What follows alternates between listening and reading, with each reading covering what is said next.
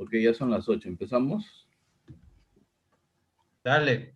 Dale. Buenas noches con todos. A nombre del jefe del departamento, César Mendiola, les damos la bienvenida a todos ustedes. Antes de iniciar esto, deseo informarles al público asistente, ¿no?, que no es necesario escribir su nombre ni saludarnos en el chat del Zoom. Basta con ingresar con su nombre al Zoom para que quede registrado ya en el programa del Zoom, ¿no? Igual manera, el chat se va a inactivar, ¿no? Y se va a activar recién a partir cuando nuestro invitado empiece el tema de terapia en la disfunción de las glándulas, ¿no? Y también justo vamos a enviar en ese momento el link para la asistencia, ¿no? Al ser este un documento de Google, un documento de Google, es necesario que el celular que ustedes utilicen sea el navegador Google, porque si tienen otro, lamentablemente no van a poder ingresar, ¿no? Bueno, el tema a tratar el día de hoy es muy importante, ¿no? Es la disfunción de glándulas de meiomio.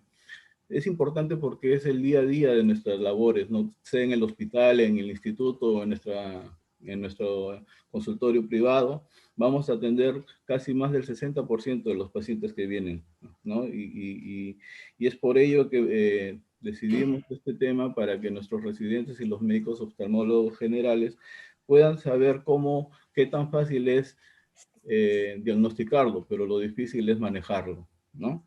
Y para ello tengo el gusto y orgullo de presentar a Rodrigo Córdoba Torche, que él es parte de la familia de Lino, ¿no? Él hizo el internado hace poco, la residencia hace poco con nosotros en el instituto. Viene del país hermano del sur del Chile, ¿no? Al igual que muchos de nosotros, partió a hacer su fellow a la Ciudad de México y fue al Centro Médico Nacional La Raza, donde terminó y obtuvo el título de su especialidad de fellow de córnea, enfermedades externas y cirugía refractiva. De ahí llegó nuevamente a Chile, donde empezó su labor asistencial, trabajando en el Hospital San Juan de Dios, en Santiago de Chile, y en la clínica oftalmológica, Instituto Oftalmológico Profesor Arences, ¿no? Bueno, acá los dejo ya con Rodrigo. Rodrigo, gracias y bienvenido. Ok. ¿Comparto la pantalla entonces? Sí, ya puedes compartir.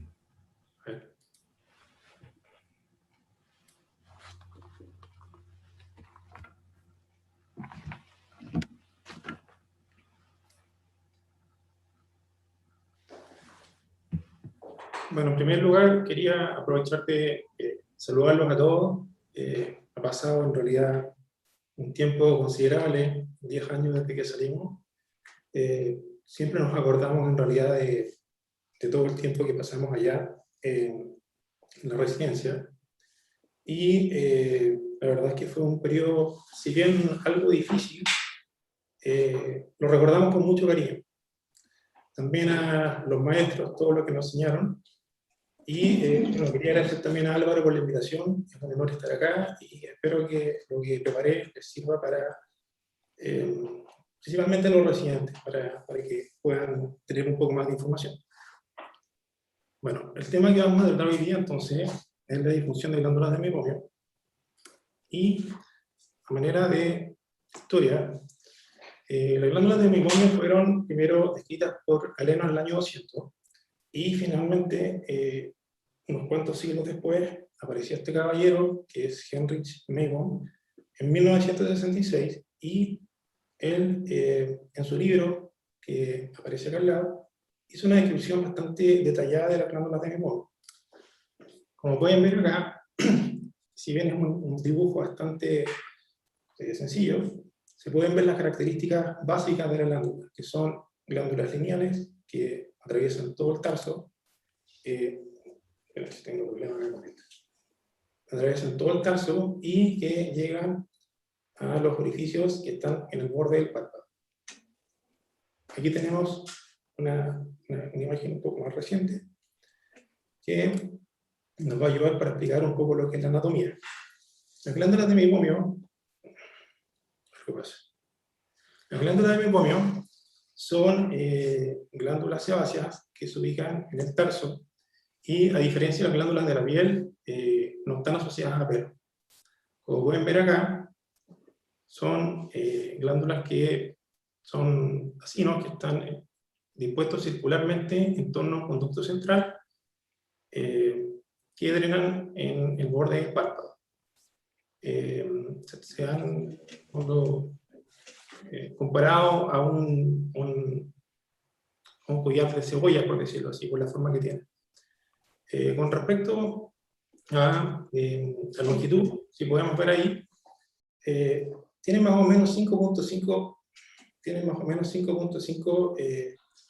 milímetros en el tarso, en el párpado superior, y 2 milímetros en el párpado inferior.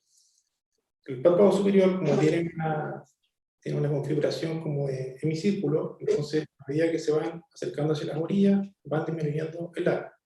Y en la parte inferior se mantienen con los 2 milímetros. Con respecto al número, el tarso superior son 25 a 40 glándulas, y en el tarso inferior entre 20 y 30. Y el volumen es el doble en el párpado superior que en el párpado inferior. Bueno, aquí tenemos un dibujo de la anatomía, que es... parece que el mouse está malo. Aquí tenemos un dibujo de la anatomía, donde podemos ver lo mismo que les estaba mencionando. Son acinos que están dispuestos circularmente contra un conducto central, y desembocan por pequeños conductos y drenan el meibum hacia la superficie. En esta parte, ven acá que dice epidermis. La epidermis se mete 0.5 milímetros más abajo y forma lo que es el conducto excretorio. Si nos vamos con la histología, podemos ver acá los acinos, que van desde formas redondeadas a formas ovaladas, y salen por el conducto, que es un lipo, y va dirigido siempre hacia la superficie. Entonces nosotros podemos inferir entonces que la secreción viene en esta dirección. Aquí tenemos una foto mayor aumento, donde vemos las células basales, y los megocitos empiezan a diferenciar en esta zona de acá, empiezan a acumular secreción, empiezan a producir secreción, se van madurando, van creciendo en tamaño, que es lo que aparece aquí, después se transforman en hipermaduros, y cuando llegan a esta zona, en el fondo se revientan y liberan la secreción al conducto. En el área de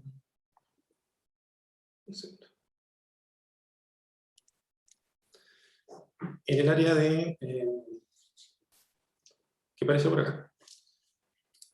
Bueno, con respecto a la disfunción de las glándulas de mecomio, estamos ante la entidad más infradiagnosticada, más infratratada y más infrarreconocida que existe en la oftalmología.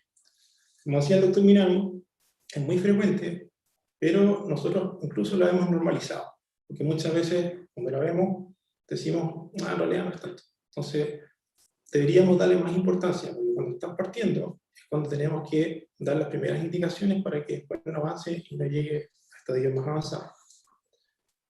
La difusión de las glándulas de mecomio, como tiene diversas características, múltiples etiologías y un amplio rango sistematológico, y se solapa con otras entidades, finalmente todo esto termina convirtiéndose en un cajón desastre, ¿ya? En el fondo es un desorden, o como podríamos decir también, un cajón desastre, por el desastre que produce. Entonces, aquí nos vino a salvar la Sociedad de Película Animal y Superficie Ocular, que juntó en el año 2008 a 70 oftalmólogos y hicieron un consenso que duró 3 años en hacerse y que fue publicado en marzo del 2011, en que vieron todos los aspectos de esta enfermedad. Son, como pueden ver ahí, son 8 partes, están para descarga gratuita en caso que lo quieran hacer. Son un poco más de 200 hojas, es un poco largo. Bueno, con respecto a la definición de la disfunción de las glándulas de mecomio, el consenso lo definió de esta manera. es importante leerlo. Lo definió como una anomalía crónica y difusa en las glándulas de meiomio, comúnmente caracterizada por la obstrucción del conducto terminal y o cambios cuantitativos cualitativos en la secreción glandular. Esto puede tener como resultado una alteración de la película lacrimal, síntomas de irritación ocular, inflamación clínicamente aparente y enfermedades de la superficie ocular. Es una disfunción porque las glándulas están alteradas. Es una anomalía difusa porque compromete a la mayoría de las glándulas. Tiene una inflamación clínicamente aparente porque en algunos casos, al principio, no hay inflamación. Lo más importante acá es esta parte de acá, que es la obstrucción del conducto terminal y o cambios cuantitativos, cualitativos en la secreción glandular. Esto nos va a explicar prácticamente casi la totalidad de la patología. Bueno, con respecto a los estudios de prevalencia, en los asiáticos, por ejemplo, si nos damos cuenta, casi todos los estudios llegan más o menos al 60 o 70%. Sin embargo, los caucásicos van más o menos de un 3 a un 19%. Entonces, esto nos podría hacer pensar si hay alguna característica anatómica en los asiáticos que puede producir esta condición. Como por ejemplo, anatomía de los párpados, o si tienen problemas con, no sé si problemas, pero con la configuración anatómica, un músculo orbicular más débil, un músculo radicular más débil, que lo vamos a explicar después. Y lo otro que como que contradice en el fondo es que nosotros sabemos que la rosácea es la asociación más frecuente en caucásicos. Entonces, si en caucásicos la prevalencia es más baja, ¿cómo entonces nos ganan todos? O sea, si que en los caucásicos la rosácea es mucho más alta que los japoneses, por ejemplo, los asiáticos. ¿Cómo nos ganan en todas las series de prevalencia? Como que no concuerdan mucho eso. Entonces, aquí tenemos otro cuadro que nos dice más o menos lo mismo, pero en el fondo lo importante es que, ¿por qué no son comparables? Porque las poblaciones que se estudian y la definición de la disfunción son distintas entre población y población. Por ejemplo, acá, este en China, consideran telangiectasias como positivo, y este acá, por ejemplo, en India, por ejemplo, según la calidad de la secreción. Entonces, la verdad es que no son criterios comparables. ¿Cuáles son los factores de riesgo? ¿Cuáles son los factores de riesgo para desarrollar esta condición? Bien rápidamente, uso de lentes de contacto, medicamentos tópicos como por ejemplo los análogos de prostaglandina, presencia de blefaritis, de Demodex, entre los sistémicos la edad, mientras mayor sea la edad, más disfunción hay. Las hormonas, por ejemplo, los pacientes que están en terapia antiandrogénica, los hombres, por ejemplo, o las mujeres con tratamiento sustitutivo, la rosácea, medicamentos sistémicos, acá el principal es la isotretinoína, que se usa para la rosácea. Con respecto a la nutrición, las dietas pobres en omega 3, síndrome de Chauvin, como aparece aquí.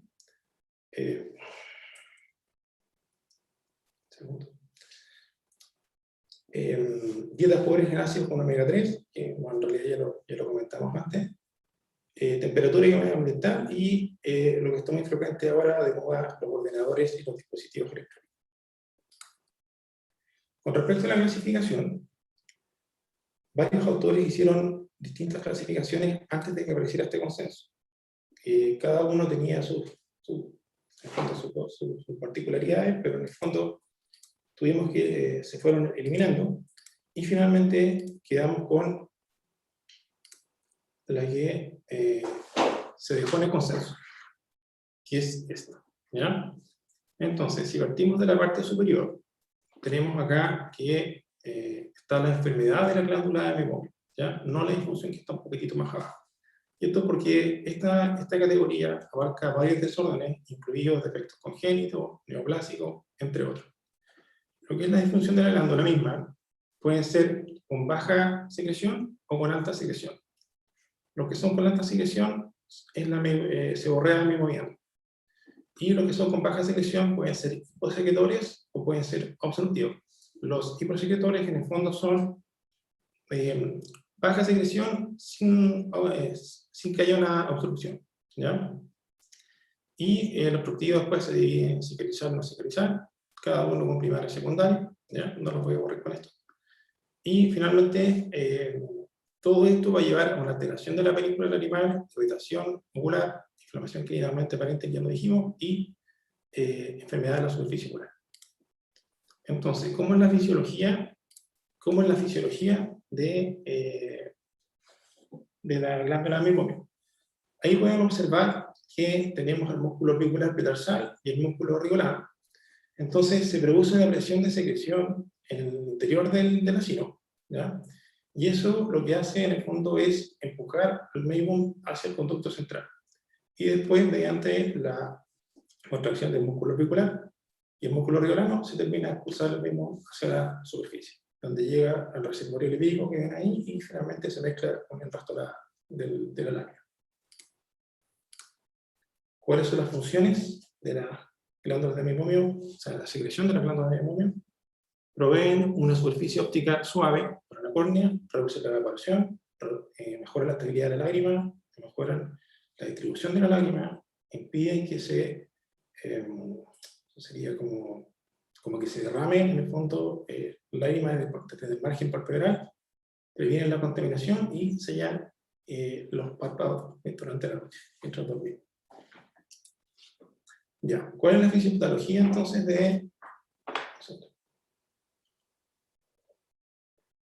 ¿Cuál es la fisiopatología de esta condición?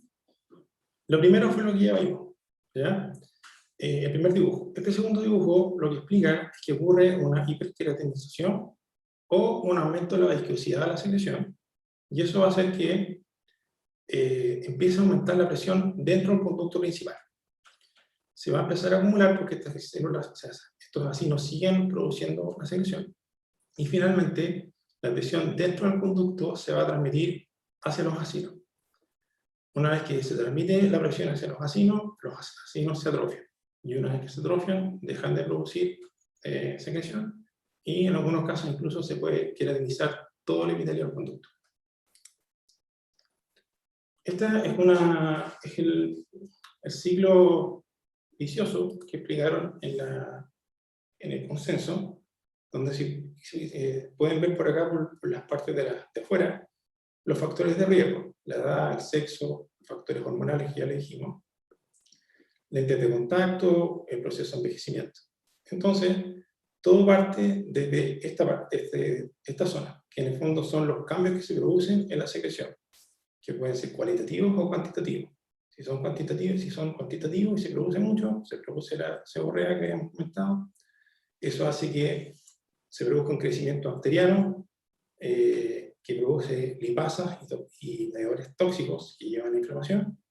Y si la viscosidad está aumentada, eso mismo produce la obstrucción, que lleva a todo el proceso que ya comentamos, y finalmente lleva a una baja secreción de meibum con un ojo seco evaporativo. Y por otro lado, la misma obstrucción también produce el mismo efecto. Estos autores, Badovin y otra serie de autores, propusieron un segundo ciclo, que es como solamente, específicamente lo que es la disfunción de glándulas de meibomio, como pueden ver aquí. Entonces ellos postulaban que, independiente de que uno pudiera tratar el ciclo en otras partes, como este ciclo se mantiene y permanece, es prácticamente imposible sacarlo de la enfermedad, ¿ya? O sea, se puede compensar hasta cierto punto, pero siempre va a estarse compensando. Esto va a servir más adelante para poder explicar con respecto a lo que es el tratamiento. Por las orillas, en el fondo, lo que tenemos son todos los factores de riesgo o las cosas que pueden empeorar la enfermedad. Bueno, el proceso diagnóstico en la disfunción de glándulas de meibomio tenemos que enfocarlo desde 5 puntos: etiológico, sintomatológico, signos clínicos, imágenes y funcional. Con respecto al etiológico, no le vamos a dar mucha vuelta porque son muchas cosas, ¿ya? Pero lo que nosotros sí podemos hacer es los síntomas y las cosas que revisamos cuando hacemos la consulta, ¿ya? En el 50% de los casos esta enfermedad es asintomática, ¿ya? O sea, más que nada la detectamos nosotros, pero el paciente no se queja mucho, ¿ya? Cuando ya empiezan a producirse los problemas, las molestias son bastante inespecíficas, como aparece ahí. Sensación de cuerpo extraño, prurito, ardor, fotofobia, disminución o fluctuación de la visión, etc. O sea, en el fondo, nada que nos pueda orientar en forma específica al problema.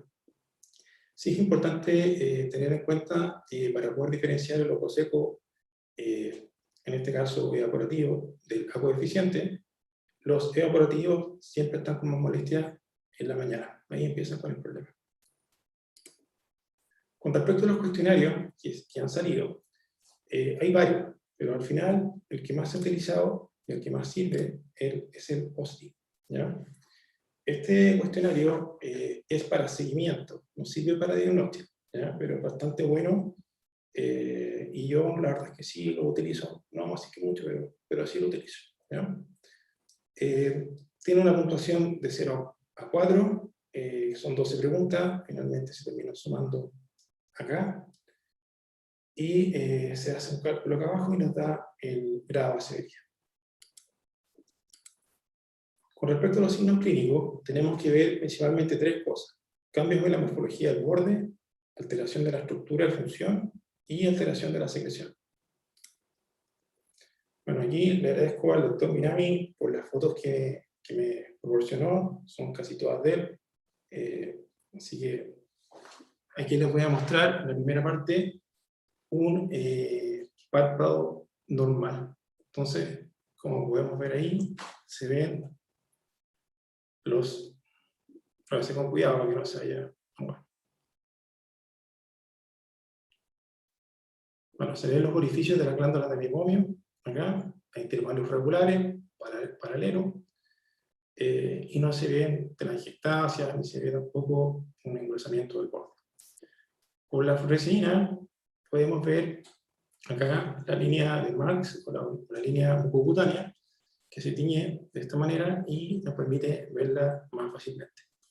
Esta línea se puede desplazar hacia adelante colada, o también se desplaza en la disfunción de glándulas de mecomio. Entonces los orificios cuando salen por la zona donde está la mucosa, y ahí se nota que está la alteración.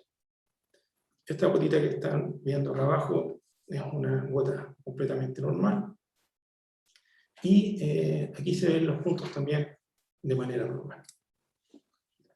En esta diapositiva podemos ver el borde irregular del párpado, y podemos ver que está engrosado, ¿ya? Lo que sería en el fondo una tirosis. En este otro podemos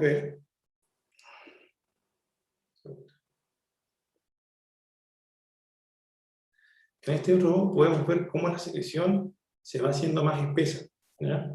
Eso se denomina capping, cuando se produce como una especie de cúpula de aceite, que en algunos casos incluso también se puede queratinizar. Esto generalmente con la limpieza sale, o en algunos casos también podemos pincharlo hasta como una aguja, también en algunos casos si lo queremos liberar. Y aquí podemos ver otra más. Eso se llama capping. Acá podemos ver telangiectasias en el borde del párpado, y engrosamiento palpebral, y también otro capping más. Bueno, acá podemos ver cómo se va distorsionando la disposición de los puntos larimales. Se ven irregulares, a distancia de intervalos que ya no son los mismos, y la secreción también se ve más espesa. Cursan en algunos casos también con obstrucción, como en este caso de acá, y también con conjuntivitis asociada, incluso a veces también puede ir asociado a un chalacio. Pero el chalacio no forma parte de la disfunción de glándulas de mecomio, porque es una cosa que es puntual, o sea, no es algo que sea a mí crónico. En este otro podemos ver acá que los orificios se encuentran levantados, ¿ya? Lo que se denomina plugging, y esto sí es patrón neumónico de la disfunción de glándulas de mecomio, ¿ya? Pueden verlo acá, aquí también se logra ver, y con mayor aumento pueden ver cómo el punto larimal está sobrelevado.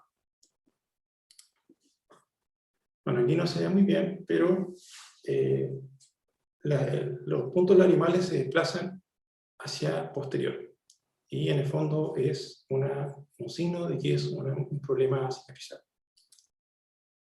acá podemos ver también cómo se logran ver dilataciones quísticas de la glándula cuando se tapa un conducto de salida. La glándula, como les comentaba en la primera parte, se dilatan y se pueden ver por la superficie de la conjuntiva, por la zona interna. Y aquí tenemos, bueno, es lo mismo, en realidad es el mismo paciente, pero vamos a ver también las telangiectasias y el engrosamiento borde. Ya. Acá vemos principalmente el engrosamiento del párpado, las dilataciones quísticas de la glándula, y en esta foto, principalmente para que puedan ver que este es un proceso muy inflamatorio, y si no es bien manejado, puede llevar a vascularización corneal, aparición de leucoma y otra serie de cosas de irritación de la superficie ocular. Acá podemos ver telangiectasia, metaplasia del borde del párpado, y acá podemos ver concreciones, que son depósitos de sales de cal. En general, esto no le tiende a molestar al paciente, salvo que se exteriorice, y en algunos casos se extruye, y ahí sí puede producir molestia. Bueno, acá también podemos seguir viendo una posterización, bueno, se van a hacer posterior los puntos narivales también por un proceso cicatrizal. Y acá podemos ver una secreción espumosa, como una especie de emulsión, que se ve incluso aquí en el menisco larimal, que es secundario a una hipersecreción, que sería la seborrea meibomiana. Cuando se libera el exceso de secreción en el borde del párpado, o en el parpadeo, se producen después ese tipo de secreción, que también se pueden ver ahí en los cantos laterales. Esto es para mostrar principalmente que por transiluminación se pueden observar las glándulas de meibomium. Aquí no sé si se dan cuenta que se ve como más claro en comparación con lo que está alrededor. Y en el fondo este es el principio después que usa la meibografía para poder hacer en el fondo el examen, que es un examen como una máquina que les voy a mostrar después.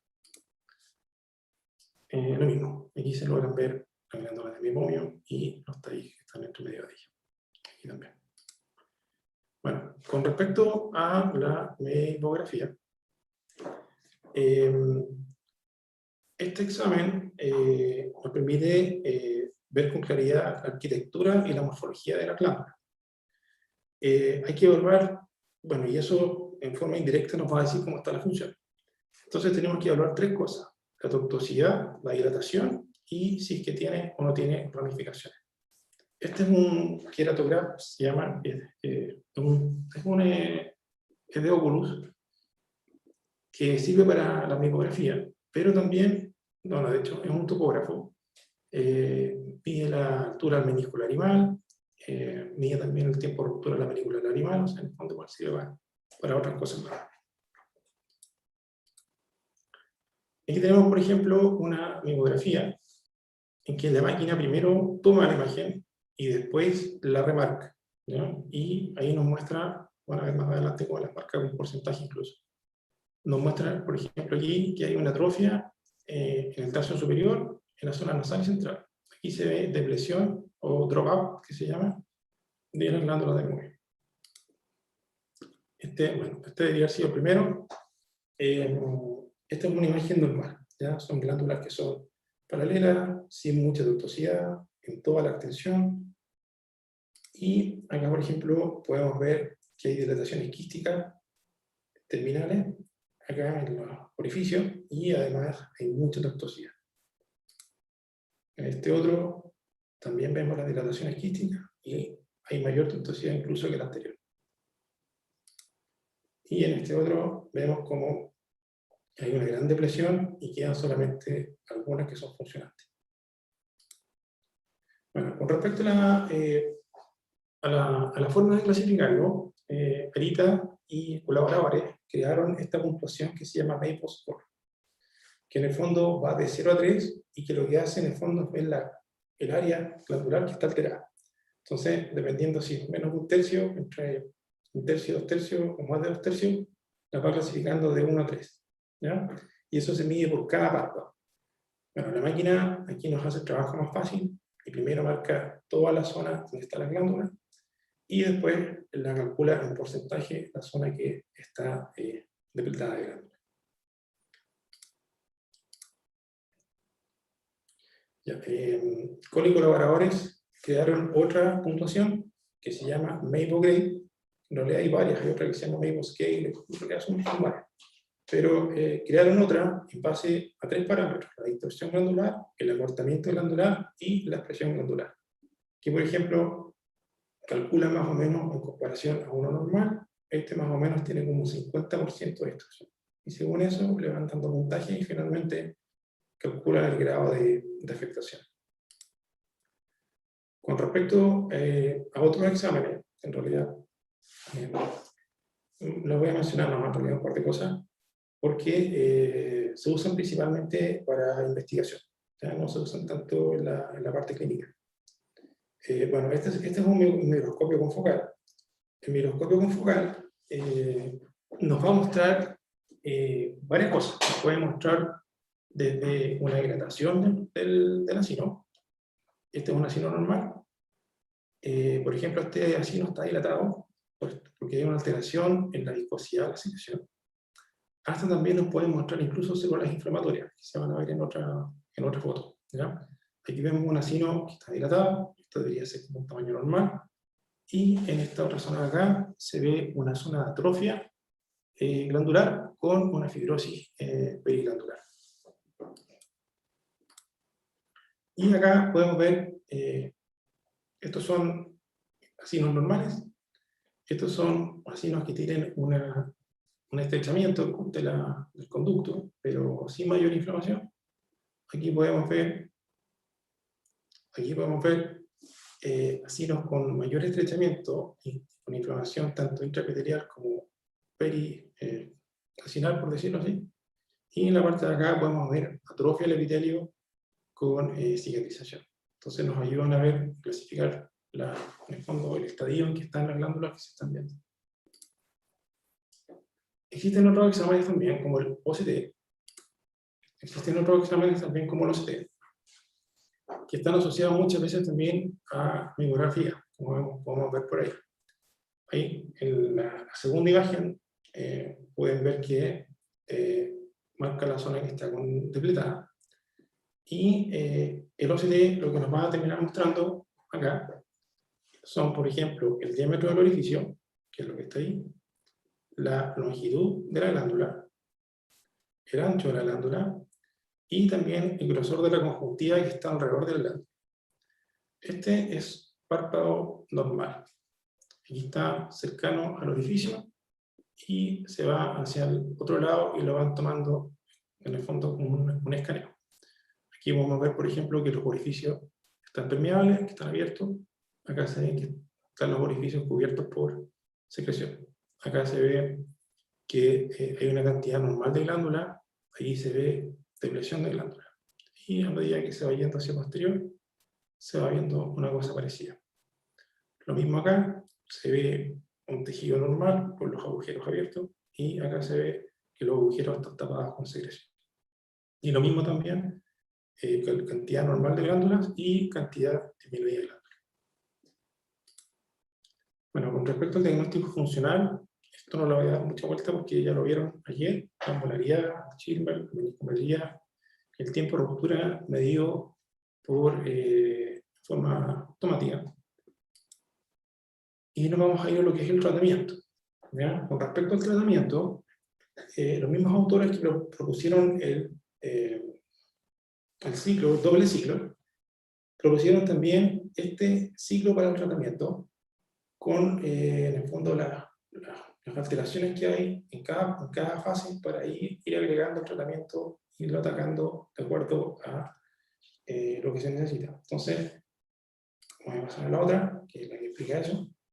Y, por ejemplo, la higiene palpebral se usa para el bloqueo de las glándulas de meiomio, también para la proliferación de bacterias y también para retirar el meiom que está más espeso porque aumentó la temperatura de fusión. Para lo que son déficits de capa lipídica de la lágrima, agregamos lípido. Para lo que es la hiperosmolaridad, agregamos sustitutos lágrimas artificiales que nos bajen la osmolaridad. Para inhibir la lipasa, tetraciclinas o derivados de tetraciclina. Y para la inflamación, también las tetraciclinas, esteroides, ciclosporina, omega 3.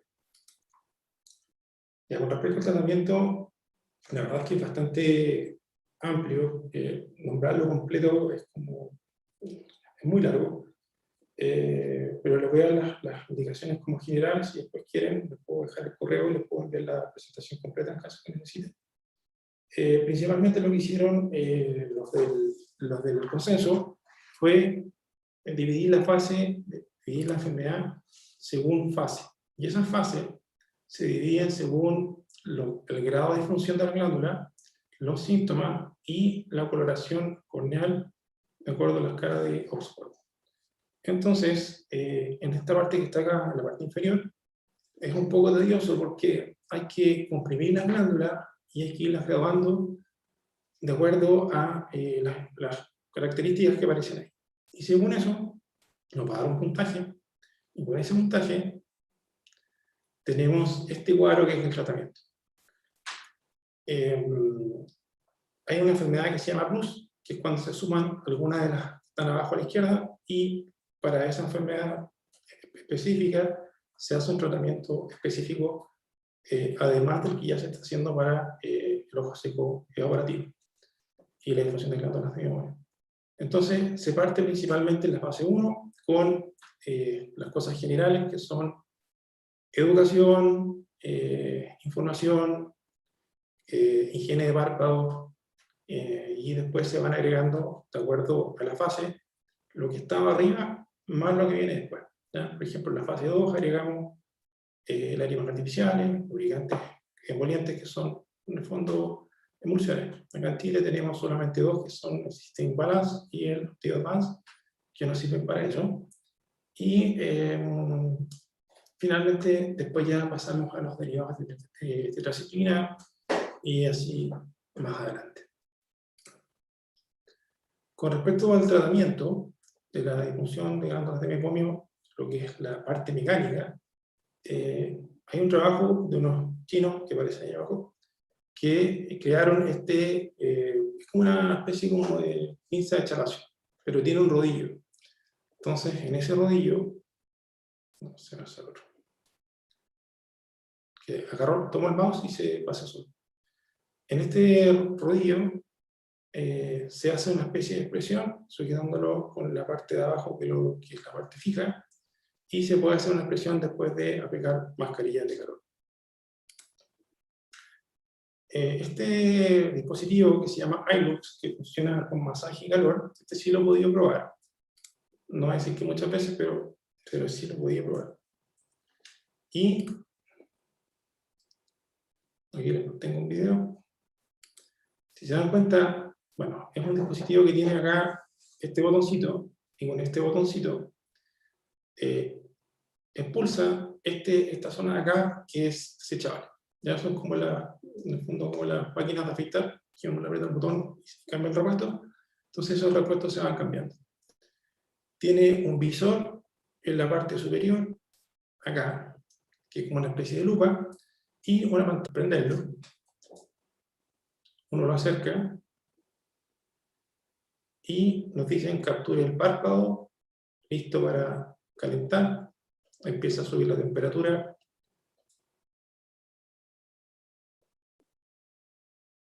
Debería llegar hasta 41, y en 41, que es la temperatura de fusión, se cambia al modo de expresión.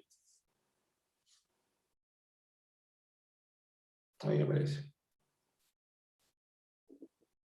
Y cuando nos avisa, empezamos a apretar. Obviamente con una anestesia tópica. Y se puede observar ahí, a nivel de orificio, cómo se logra exprimir. En realidad debería haber avisado al otro lado. Ahí, eso. Y hacemos el párpado inferior y después hacemos el párpado superior. Más o menos demora como unos 10-12 minutos el tratamiento completo. Tiene incluso una aguja arriba, si logran ver, al lado de la aguja, para facilitar las cosas. Y después se carga finalmente como si fuera un cepillo de dientes de esto eléctrico. Se deja como en una base y se carga.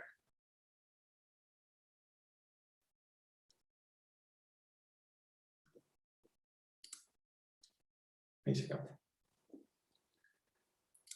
Y existe otro que se llama LipiFlow, que funciona del mismo tipo, en el fondo, pero es automático. Entonces, calienta y al mismo tiempo hace la compresión. Este tratamiento dura como unos 15 minutos. Entonces, a través de esta parte de acá, calienta el párpado desde la parte posterior y estas como especies de almohadilla hacen un efecto compresor y eliminan la secreción.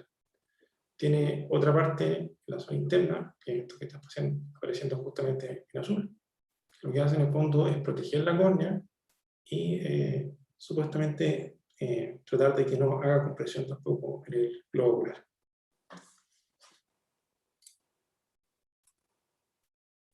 Bueno, eso es lo que le quería compartir hoy día.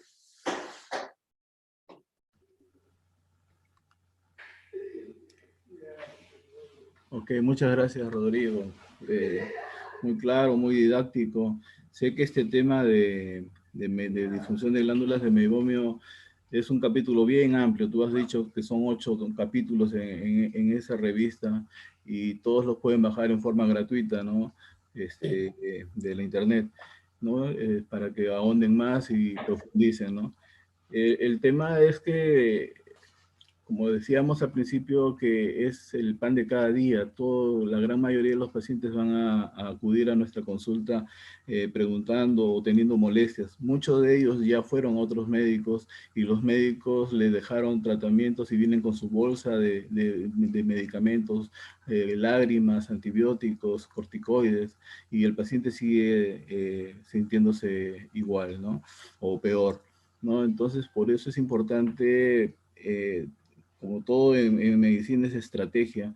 Dentro de la estrategia para abordar este tema de la disfunción de glándulas de meibomio es explicar bien al paciente qué es lo que está sucediendo, ¿no? Y por ello es a los residentes y los oftalmólogos jóvenes es revisar y a recordar la fisiopatología de la disfunción, ¿no? En donde el aumento de la viscosidad, el aumento de la queratinización va a hacer de que la glándula de meibomio se obstruya y esto va a aumentar la presión intraductal y los acinos van a seguir produciendo su meibum y este meibum se va a atorar, se va a atascar y no va a tener dónde salir porque ya hay algo que lo está tapando. Entonces esta presión va a alterar el conducto, los conductos laterales y las mismas células de los meibocitos, ¿no? Y esto va a generar una atrofia que finalmente, lo cual va a conllevar a alterar todo el sistema de drenaje, ¿no? Y esa es la fisiopatología que, pienso yo, el paciente tiene que entender, ¿no? Antes de dar todo el arsenal de tratamiento que tenemos, tiene que entenderlo bien. ¿Por qué? Porque el párpado es piel y la piel siempre es grasosa, entonces toda la vida vamos a tener secreción o vamos a tener alteraciones de estas glándulas. Entonces siempre tenemos que explicar esto para que ellos, obviamente nosotros le decimos, la piedra angular del tratamiento es hacerse una higiene buena en los párpados, pero el paciente va a creer de que se lo hace un rato hasta que ya se siente bien y se olvida porque no entiende qué es lo que está sucediendo, pero si el paciente sabe lo que está sucediendo, pues va a volver a la higiene, ¿no? Entonces es explicarle que la piedra angular del tratamiento es la higiene y de ahí no dejarlo nunca, siempre hacerlo, porque así va a hacer que la poca lágrima que tiene o la lágrima que tiene sea de la mejor calidad, ¿no? En tu experiencia, ¿cómo le explicas tú a los pacientes, Rodrigo, cómo hacerse la higiene al paciente, ¿no? Bueno, en general, primero que se hagan, que se pongan compresas tibias, pueden ser compresas, o también existen productos de limpieza que ya vienen con una mascarilla de calor. En general me gusta usar los que están hechos en base del árbol del té. no sé cuál será el nombre comercial allá, pero tiene un efecto, además de un efecto de limpieza, tiene un efecto antiinflamatorio. Y además de eso, tiene efecto contra el Demodex, que es una infestación que está bastante relacionada a esto también. De hecho, dentro de los exámenes que le mostré, la microscopía confocal puede mostrar en el folículo piloso, en la glándula, cuando hay Demodex. Y en el folículo piloso. Entonces, les digo que se hagan la limpieza primero con el calor local y después que se hagan un masaje en forma circular, ya sea el borde del cuerpo. Eso deben hacerlo idealmente 2 veces al día. Sí, bueno, lo que hacemos acá es el calor local, lo hago yo personalmente, le digo al paciente que en una bolsa plástica eche agua tibia, el calor tiene que ser un poquito más caliente que su piel, más o menos normalmente estamos en 35, 36, 7 grados, entonces un poquito más caliente que llegue un poco 39, 40, que es el grado en el cual va a haber la fusión como habías comentado, ¿no? Y lo dejamos 5 minutos en los párpados, ¿no? Este calor va a hacer que se derrita la grasa y un masaje desde el ángulo, desde la parte interna hasta el lado externo, el canto externo, ¿no? Una sola pasada y ahí podemos aprovechar las toallas que vienen, ¿no? Con el árbol de té, acá el nombre es Clean Sprainer, ¿no? Con la cual hacen la higiene y procurar hacer en el párpado llegando hasta arriba, ¿no? Hasta pasando las cejas, ¿no? Arriba y abajo. Y finalmente con un hisopo lo humedecen en agua limpia y se peinan las pestañas para eliminar toda la secreción que va a haber, ¿no? Y aparte explicarle siempre que lo importante también eh, con el aumento del trabajo con la computadora y las pantallas tenemos que acordarnos de parpadear, ¿no? Porque al parpadear estamos ordeñando y que salga esta secreción, ¿no? Rosario, ¿alguna pregunta? A ver, empezamos con las preguntas del público.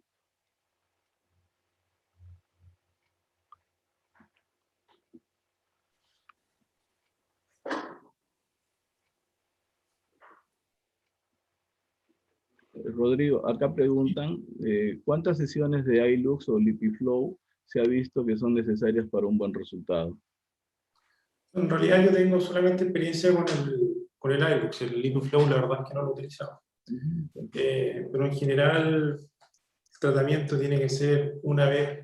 En general, hay algunos que dicen cada 3 meses hacer un tratamiento, pero es poco. En general se usa mensual durante 3 meses, 6 meses, y de ahí se va evaluando la respuesta y según eso a veces se sigue o no se sigue. En general, una vez al mes. Perfecto, ¿no? Claro, ¿no? Y la idea es que, bueno, el iLux, el LipiFlow ya salen cuando ya el paciente viene las glándulas taponadas, ¿no? Pero ayuda bastante la higiene, ¿no? Para evitar llegar a tanto, ¿no? Luego, Ahora es importante decir que este producto sirve, cuando hay atrofia ya no sirve, o sea, sí. cuando sirve antes de llegar obviamente ese estadio. Ujú. Y hablando de atrofia, ¿tú has visto casos de pacientes que han venido tratados de acné vulgar con isotretinoína? Acá se llama Rocuaten, ¿no? ¿Has tenido experiencia con estos pacientes? No mucho, porque generalmente los que usan isotretinoína son pacientes jóvenes que lo usan para el acné. Sí. Esos son los más frecuentes. Entonces, la verdad es que no, nada que no. Lo que pasa es que esto produce una atrofia de las glándulas, ¿no? Entonces, en algunos casos puede ser severo, en otros es moderado y tienden a mejorar con el desuso, ¿no? Sí, Charito, Rosario. Sí, doctor. También preguntan sobre el tratamiento del ungüento, la efectividad del ungüento como antibiótico en el tratamiento de la disfunción de glándulas de Meibomian. La verdad es que sí sirve, porque hemos visto que hay un sobrecrecimiento bacteriano, de acuerdo al círculo vicioso. En general, tiendo a usarlo con algo de corticoide por la noche. En general, por noche, 2, 3 semanas, anda bastante bien. Doctor, también preguntan sobre el iLux y el LipiFlow. ¿Cómo? Preguntan que cuántas sesiones son necesarias para un buen resultado. Que ya lo había dicho, que con el iLux, porque no tengo experiencia en realidad con el LipiFlow, entonces no te podría decir. Con el iLux es una terapia mensual por los primeros 6 meses y ahí se va viendo según la respuesta. Ok. La otra pregunta, Rodrigo, dice, ¿qué opinión tienes sobre la suplementación en ingesta con omega 3?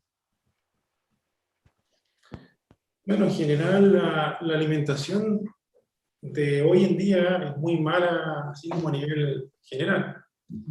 Es poca la gente que consume realmente alimentos que tengan omega 3, ¿no? Que son principalmente las semillas de chía, la palta, las nueces, las almendras. En algunos casos sí uso el omega 3, ¿ya? Y se debería usar, bueno, hay distintos tipos de tratamiento, pero lo que recomiendan son 2 miligramos, o sea, 2 miligramos, 2 gramos, 3 veces al día. Y es usarlo idealmente entre 1 y 2 meses y ahí se va viendo si se puede probablemente bajar algo. Pero sí, o sea, sí lo uso, pero los pacientes son bastante, no sé cómo le dicen ustedes, pero aquí le decimos porfiados. Entonces, se lo toman, o sea, son contados con los dedos de una mano, yo creo, los que me han cumplido bien el tratamiento. La gran mayoría lo suspenden al mes o se les olvida. Sí. Así que, Doctor, sabemos lo complicado que es el tratamiento de la blefaritis por Demodex y justamente preguntan ello. ¿Usted, cuál es el esquema de tratamiento que se usa para la blefaritis por Demodex? nosotros tenemos un producto especial acá que se llama Blefa Demodex, que está hecho específicamente para ese parásito. Y se usa por 30 días, mañana y noche por 30 días. Y si en 30 días anda bien, nos cambiamos habitualmente a los habituales, que son, no sé, como el spray, no sé cómo se llama con lo que tienen ustedes, pero son en el fondo en base al árbol del té. En general es un mes de tratamiento. 2 veces al día. Sí. Luego acá dice, ¿cómo se llaman los globitos que aparecen en los orificios de salida de las glándulas de Meibomius? ¿Cómo? ¿Cómo se llaman los globitos que aparecen en los orificios de salida de las glándulas de Meibomius? ¿Y hay algo que hacer con ellos? Capping con 2 P. Claro, es el capping.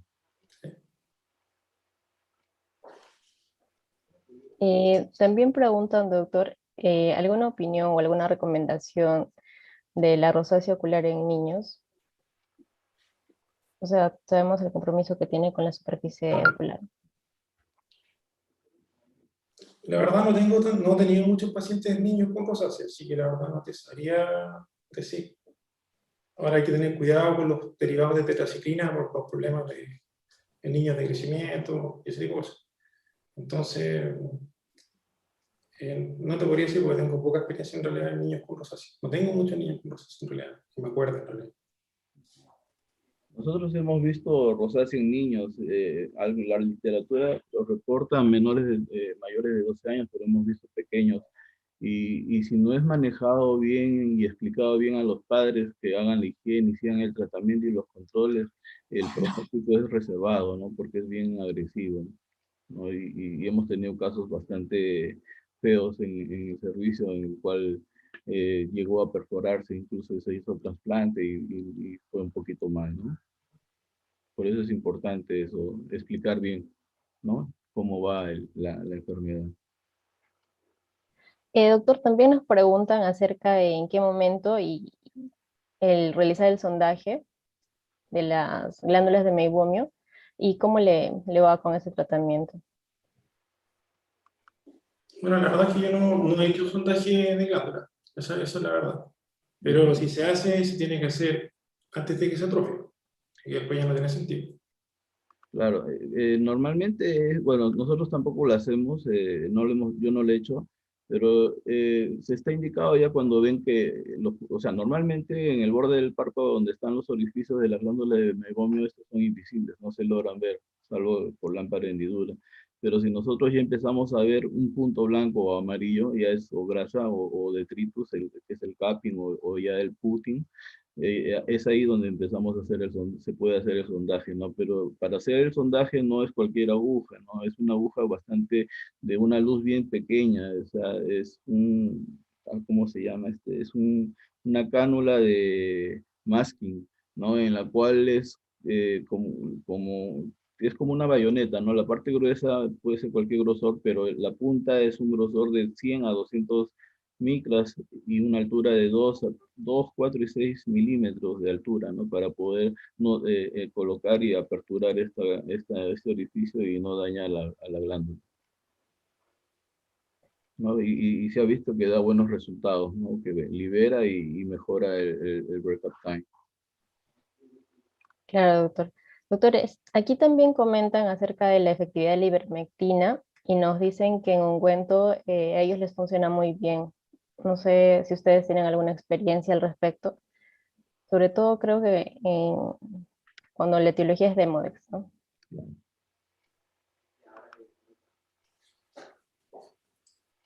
No, yo no por lo menos. Y lo que pasa es que acá tampoco tenemos ivermectina en ungüento, ¿no? Lo que sí se usa, pero por ahí leí que es un poquito, arde bastante, ¿no? Pero acá lo que sí hemos usado es ivermectina vía oral con lo que se utilizaba también con el tema del COVID. Y hay mucha gente que ha tomado y al menos ya no les pica tanto los ojos. Pero no con ungüento, no. Aquí hay otra pregunta sobre el tratamiento médico. Nos dicen sobre el uso de macrólidos y tetraciclinas, ¿cuál es su protocolo de elección? Creo que ya nos comentó un poco sobre eso también. En general uso de oxiciclina asociado a algún protector gástrico, omeprazol o lansoprazol. 100 miligramos 2 veces al día por 3 semanas y después 50 miligramos 2 veces al día por 3 semanas. En total son 6 semanas. O la otra opción es usar minociclina de 50 miligramos 2 veces al día de la misma manera. Tetraciclina en general, si bien sabemos que funciona un poco mejor, tienen que tomarla 4 veces al día. Entonces eso como que disminuye en el fondo el cumplimiento del tratamiento. Y hay otro esquema que yo no he usado, pero que también dicen que anda muy bien, que es usar acitromicina, 1 gramo, por 3 semanas, separados por 1 semana. Ok, doctor. Bueno, continuamos con las preguntas. Hay un sinfín de preguntas y también felicitaciones, doctor. Nos preguntan, bueno, inciden bastante respecto al sistema IPL. Nos preguntan, por ejemplo, en el TERMAI, ¿cuál es el mecanismo de acción y la efectividad de este? La verdad no tengo experiencia con IPL. Y bueno, eso partió de la parte dermatológica. Estuve buscando algunos artículos, algunas cosas más recientes, y la verdad es que había controversia de si era efectivo realmente o no. Incluso un artículo relativamente reciente, hace como 1 año. Así que no, la verdad es que no te sabría decir eso. Preguntan también en cuanto a los lubricantes. Los de base lipídica son de elección y si no estuvieran disponibles estas, ¿cuál sería su elección? En general son emulsiones. Como te decía, acá en Chile está el Optigas Más y el System Balance, que son los 2 emulsiones. Esos son los que habitualmente utilizo. Ya, doctor, aquí también, bueno, están preguntando bastante acerca de las glándulas. En cuanto, por ejemplo, dicen, en caso de observar glándulas muy dilatadas a la eversión, ¿usted optaría por drenar esas glándulas por punción? No te entendí, ¿cómo fue? Dice, en caso de observar glándulas muy dilatadas a la eversión, ¿optaría usted por drenarlas con punción? Pero Me punción por parece que es, sí, me parece que es similar a lo del, era como el sondaje, ¿cierto? claro, sí, me, El Me sondaje parece que igual se es, refiere a eso. sondaje igual es riesgoso porque puede producir sangramiento, destrucción también de la glándula. O sea, como decía el doctor Minami, no es tan fácil hacerlo. O sea, parece fácil, pero no es tan fácil. Ok, justo aquí el doctor Dino Nateri nos comenta que la farmacia magistral aquí prepara la ivermectina en ungüento. Quizá podría comentarnos un poco acerca de su experiencia.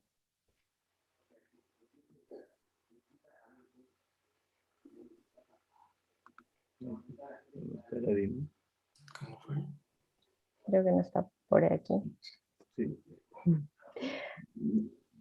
Bueno, doctor, bueno, están comentando en el chat las felicitaciones, excelente charla, buena plática, muy completa, hermosa presentación.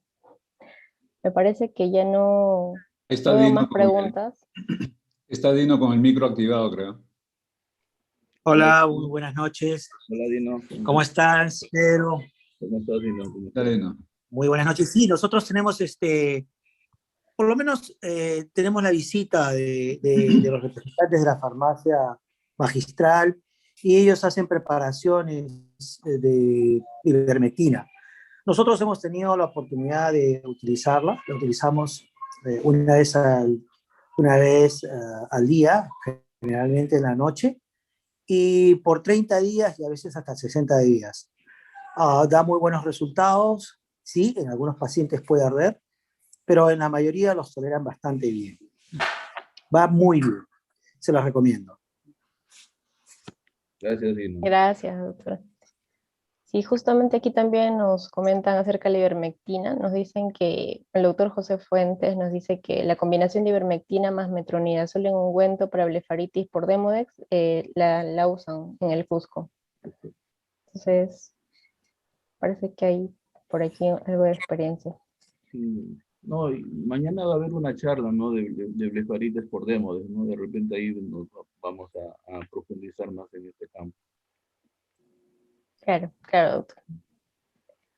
Más bien, Bueno, lo que quería agregar era, ¿no? Dentro del examen médico físico que hacemos nosotros a los pacientes, no hay que olvidarnos también de la meioexpresión, ¿no? De la meioexpresión, hacemos la expresión del contenido, normalmente sale un líquido transparente, oleoso, pero ese es el grado cero y lo clasifican por estadios, ¿no? El grado cero es cuando sale transparente. El grado 1 es cuando ya sale un poquito turbio. El grado 2 es cuando sale turbio más detritus y el grado 3 cuando sale esto como pasta dental, ¿no? Y según ello también va a dar la sintomatología que ella explicó bastante bien en los estadios del tratamiento, Rodrigo.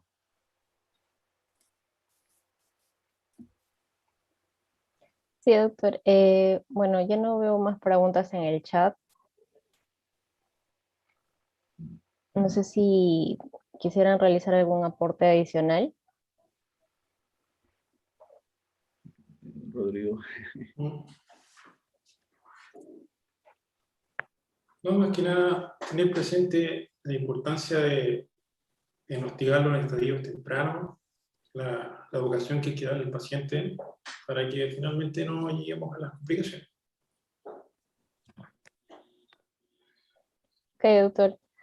Doctor, hace unos momentos no podía activar el micro, pero agradecerle de todas maneras por su participación, por su disponibilidad para responder las preguntas. Eh, Definitivamente una excelente charla y nos va a servir a todos, ¿no? Ya seamos residentes, oftalmólogos o médicos generales. Entonces, no sé si puedo compartir la charla del día de mañana. Sí. Bueno, mañana también seguimos con otras excelentes ponencias. Mañana vamos a tratar el tema de blefaritis por Demodex a cargo de la doctora Marta Lizarazo. Y también vamos a abordar el tema de dermatitis atópica y superficie ocular a cargo de la doctora Concepción Santa Cruz. Ambas charlas van a ser transmitidas por la plataforma de Expo INO. ya sea por Zoom o por YouTube. Entonces los invitamos a todos, pasen la voz, los esperamos el día de mañana. Bueno, Rodrigo, muchas gracias por tu participación, muy bonita, bastante didáctica, y espero que te haya sentido cómodo, y que los residentes y los médicos hayan sacado provecho, ¿no? Nada, muchas gracias por invitarme. Espero verlos luego, algún día. Así que apenas pase esta pandemia nos tendremos que contar. Gracias, Rodrigo. Saludos por allá a la gente. Doctor. Saludos a Ale también, cuídate bastante. Saludos a Alejandra, tu hija. Gracias, Dino, también por intervenir. No, gracias a ustedes por la invitación, siempre colaborando con toda la sociedad. Las charlas que ustedes transmiten son muy valiosas, son muy importantes, benefician a todos los oftalmólogos, seguramente del Perú y de Latinoamérica inclusive. Darle las gracias a Rodrigo por su excelente charla, a Pedro, tanto Pedro Inami como a Pedrito Muro por la excelente, digamos, conducción, y a Rosario también, que ha sido una excelente anfitriona. Gracias a todos ustedes y gracias por compartir. Gracias, los esperamos mañana. Chao.